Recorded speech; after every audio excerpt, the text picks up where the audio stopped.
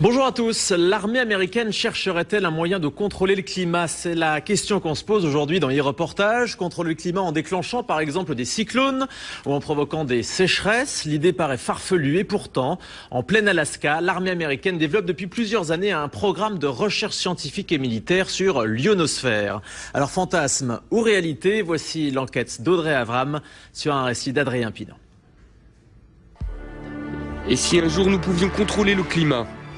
Nous sommes en Alaska, au milieu des glaces. Derrière ces grilles, sur plus de 20 hectares, se trouve une base de l'armée américaine. De loin, on distingue une forêt d'antennes de plus de 20 mètres de haut. Il y en a plus de 80. Officiellement, cette base abrite un programme de recherche scientifique et militaire sur l'ionosphère, l'une des couches de l'atmosphère. Nom de code, HAARP. Un nom qui suscite de nombreuses rumeurs et interrogations depuis des années. On pense généralement que les Américains y étudient le contrôle des communications, voire des phénomènes climatiques. Nick Begich est chercheur. Cela fait 15 ans qu'il tente d'en savoir plus sur les expériences menées au cœur de l'Alaska. Après plusieurs années d'enquête, il est arrivé à rentrer en contact avec l'un des concepteurs du projet HAARP, le physicien Bernard Island, qui veut lui donner accès à des données confidentielles. Ce qui est apparu à la lecture de ces brevets concernait des recherches pour manipuler le climat, des manipulations climatiques, voire même des manipulations de l'environnement de manière très particulière, tout ça pour des applications militaires. Manipuler le climat, cela paraît impensable. Mais être capable d'envoyer un cyclone ou une sécheresse chez ses ennemis, cela ressemble à l'arme absolue. Les Américains essaient-ils vraiment de contrôler les phénomènes climatiques? Oui. Ours is a time of change. Rapid and fantastic change, bearing the secrets of nature, placing in uncertain hands new weapons for mastery and destruction. Ce qui concerne les modifications environnementales et climatiques, c'est un enjeu militaire aux États-Unis depuis certainement 50 ans. Et cela implique des technologies, des procédés, des techniques très proches de ce qui est mis aujourd'hui en œuvre dans le cadre du programme HAARP. Jesse Ventura se trouve devant l'enceinte de ce qui pourrait être l'arme la plus dévastatrice de l'histoire. Des semaines d'enquête ont amené le gouverneur et son équipe jusqu'en Alaska, devant ce site top secret où l'armée envoie des millions de watts dans le ciel. Un site et un projet baptisé HAARP. Je fais référence notamment à un rapport publié par l'US Air Force vers la fin des années 90 et qui s'appelait Air Force 2025, où très clairement l'US Air Force évoque là toutes les recherches qui devraient être faites à des fins militaires de manière à pouvoir avoir un certain impact sur les phénomènes météorologiques, de manière à pouvoir faciliter les opérations militaires amies et rendre plus compliquées les opérations militaires ennemies. Les Américains travailleraient sur la maîtrise du climat depuis les années 60.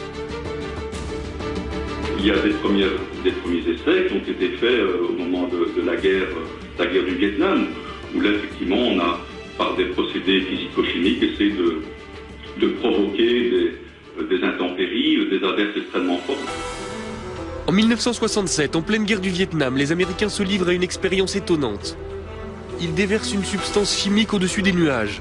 Le but, faire en sorte que les pluies torrentielles de la mousson se propagent au Nord-Vietnam jusqu'aux bases de leurs adversaires. Le plus étonnant, c'est que cela a marché. Alors HAARP pourrait-il être la suite de ces premiers essais? Oui. À partir de là, l'armée américaine a été fascinée à l'idée de pouvoir provoquer la météo qu'elle souhaitait, quand elle voulait et en toutes circonstances. Si des chars ennemis se dirigent vers telle région, il est possible de les embourber. Pour être sûr que telle armée va manquer de vivres, on peut provoquer une sécheresse pour détruire les cultures. Si nos avions sont bloqués au sol par le brouillard, on dégage le ciel. Et si on veut immobiliser l'aviation ennemie, on noie leur aérodrome dans le brouillard. Et le plus fort, c'est que personne ne peut nous accuser. Ce n'est pas comme une arme nucléaire qui génère des radiations dont on peut retracer la provenance. Ici, personne ne peut rien prouver.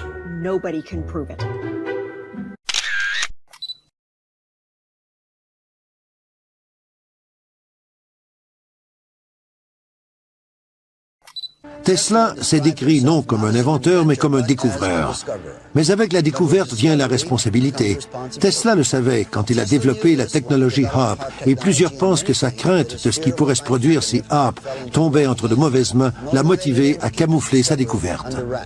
Tout à fait, ils ne veulent pas seulement perturber le climat, ils sont capables d'abattre des avions comme un rien, d'éteindre des satellites et de les rendre inutilisables. Voilà l'ampleur de la menace. Ça permet de faire la guerre sans que personne ne le sache. Notre pays n'en est pas à sa première guerre secrète, mais avec une telle technologie, on passe à un niveau supérieur. Ainsi, le projet HAARP fonctionne et son rayon peut modifier l'ionosphère. Mais il n'y a pas de preuve formelle que l'objectif est de pouvoir manipuler le climat à des fins militaires. Pourtant, le docteur Begich est persuadé que l'armée américaine possède une arme d'une puissance sans précédent. On va continuer à parler de ce projet pour sensibiliser le public et pour convaincre les politiques de prendre les choses en main. Pour nos libertés, pour nos vies privées, personne ne peut l'ignorer. HAARP, c'est l'une des pièces d'un puzzle très complexe. Le silence de l'armée américaine alimente les peurs et les fantasmes. Personne ne sait si les militaires essaient effectivement de contrôler les phénomènes météorologiques. Mais il est certain que les expériences qui sont menées dans les neiges de l'Alaska perturbent le ciel au-dessus de nos têtes. Des expériences dont nous ne connaîtrons les conséquences que dans quelques années.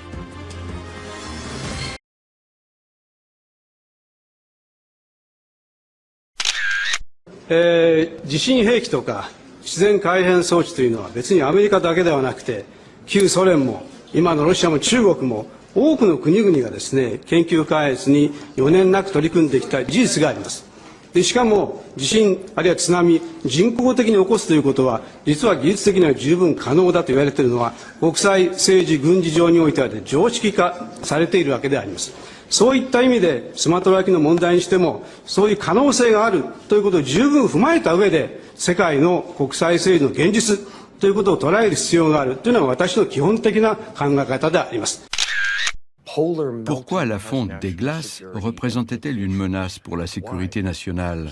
Parce qu'avec des étés plus longs, l'Union soviétique allait accroître sa production agricole et ses ports du Nord seraient libres de glace sur de plus longues périodes. L'Union soviétique espère ouvrir une nouvelle voie maritime. Le Grand Nord devient un enjeu pour les deux superpuissances. А что, если к холоду не приспосабливаться, а попробовать уничтожить его? Утеплить север. Научиться управлять климатом – заветная мечта человечества.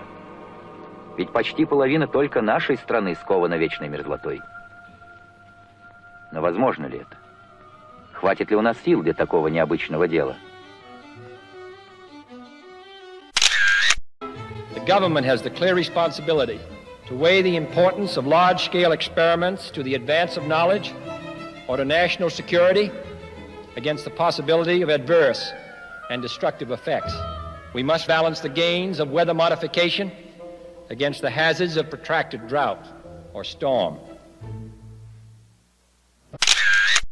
Pour Edward Teller, la même arme qui peut résoudre la sécheresse en Inde ou en Californie doit servir à des opérations militaires. Il est l'inspirateur de la première application connue des armes météorologiques au Vietnam. Le projet secret de la marine américaine était de trouver le moyen d'augmenter les précipitations pendant la mousson. Dans quel but? Eh bien, si vous êtes au Laos et que vous voulez être sûr que les hommes et le matériel ennemi ne pourront pas quitter le Vietnam du Nord pour gagner le Sud puis le Laos, vous pouvez souhaiter que les pluies soient encore plus diluviennes que d'ordinaire pendant la mousson. L'armée américaine réussit ainsi à noyer la piste Ho Chi Minh. L'opération Popeye va être prolongée 5 ans dans le plus grand secret. un article du New York Times dévoile l'intervention des faiseurs de pluie au Vietnam. Le Congrès nomme une commission d'enquête. Le Sénat découvre que l'opération Popeye a été programmée depuis la Thaïlande, sur le Laos, le Vietnam et le Cambodge, parrainée par le secrétaire d'État Henry Kissinger et la CIA sans aucun ordre de mission officiel. La modification de la météo devait permettre d'embourber les routes, de favoriser les glissements de terrain, de noyer les passages de rivières et de conserver la boue au-delà de la saison habituelle. Vous vous en souvenez, le docteur Frankenstein voulait créer la vie. Il récupère des morceaux de corps humain qu'il assemble dans son grenier, grâce à ses connaissances médicales, pour former une grande créature à laquelle il donne l'étincelle de vie. Mais quand le monstre prend vie, Frankenstein découvre bien sûr qu'il ne pourra pas le contrôler. Nombre de scientifiques craignent qu'il se produise la même chose si l'on utilise la géo-ingénierie pour faire face au changement climatique. On pourrait créer une sorte de climat Frankenstein en utilisant notre génie technologique pour tenter de transformer le système climatique, de le dompter et de le réguler. Et cela pourrait être bien la pire folie jamais commise par l'humanité. Ça permet de faire la guerre sans que personne ne le sache. Et le plus fort, c'est que personne ne peut nous accuser. Je suis stupéfait à quel point on ne comprend pas notre pays, tous ces gens-là qui nous détestent. Je n'arrive pas à y croire, car je sais à quel point nous sommes bons.